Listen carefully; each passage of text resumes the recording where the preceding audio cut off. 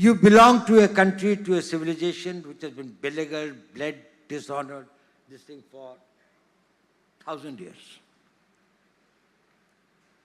We have suffered a lot. Our ancestors have suffered. Our pitras, as we call them, I do not know how much of the humiliation, deprivations, hardships they have undergone to keep the civilization alive, to keep this notion of the nation alive. Nation is different from a state. India as a nation had existed for millenniums. It may be a new state.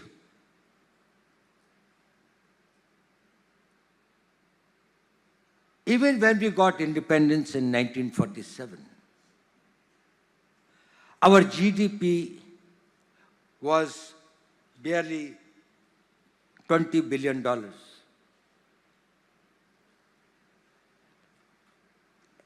Less than 1.9% of what it is today.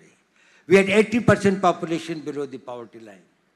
And do you know, just a few years, or 2-3 years before the independence came, we suffered a famine in Bengal.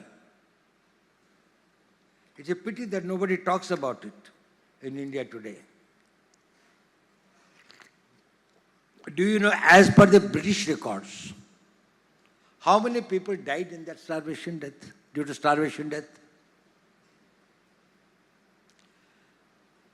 There were 60 lakh people died.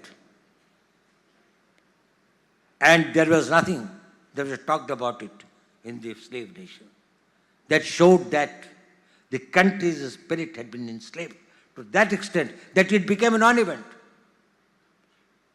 Today, if there are 5 such deaths, the whole country will rise. The youth will you will find governments will fall. Deaths due to starvation because you could not eat. And therefore, 60 lakh people died, as per the records. That is the thing that we came, and as Dr. Goenka said, we will be completing 100 years of our independence 22 years from now. You will be at the prime of your careers.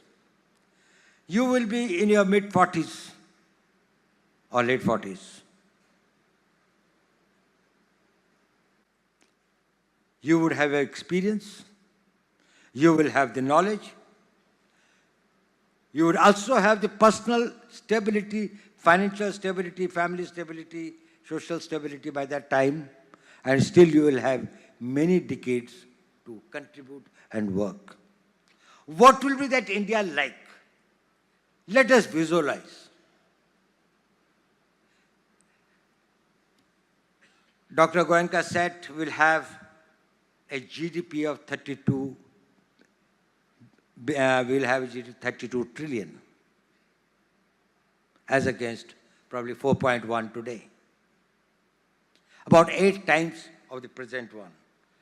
Our per capita income will be about $22,000 per head, per person, from 2,500 now. We will have working population of 1.1 billion people, highest in the world, which will be better educated, which will be highly skilled, which will be globally interconnected, and will also have the largest technical pool. In contrast, China will have a squeezed 700 million, 23% less than what it is today. We will have the world's largest military force.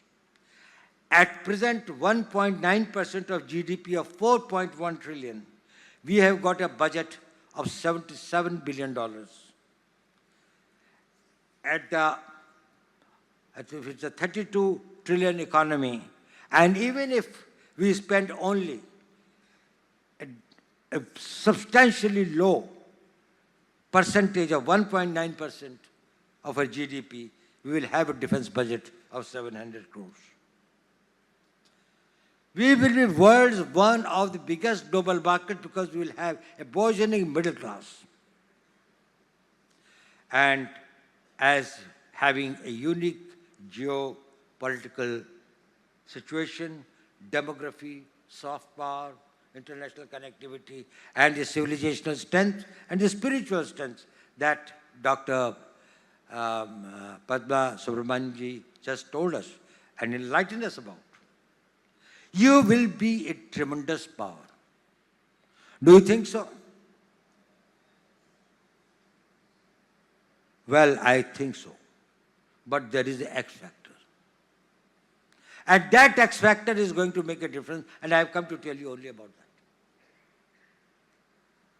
Whether it is in defense, whether it is in manufacturing, whether it is in our socio-economic development, whether it is in any field, there is one factor that is going to make a difference, and that is you. Both as individually and collectively.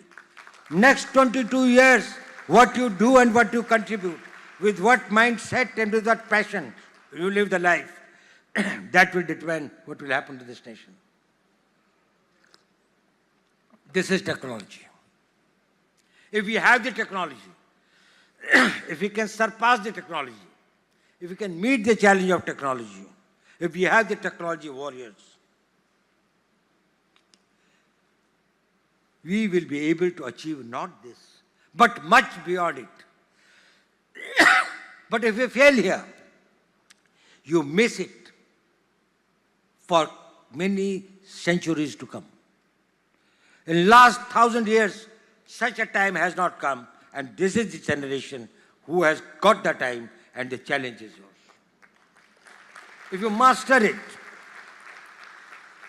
countries' technological needs are going to be vast in every field, in every walk of life. We want it. But there are some critical areas. There are critical and emerging technologies that we'll have to probably look at with much greater, where we'll have to get much greater focus. It is important because our needs are multiple and diverse. But every nation has got some core needs. And first need is survival. You can have everything in the world. That will mean nothing if you don't survive. And we are in the business of saying that even if I perish, the country survives. If you become the technology warriors, you may perish, your technology must survive, the nation may survive. The debt that we owe to our ancestors, we are able to avenge our history. Indeed, we need an ecosystem of technology, high resources, infrastructure. But what we need most are the men.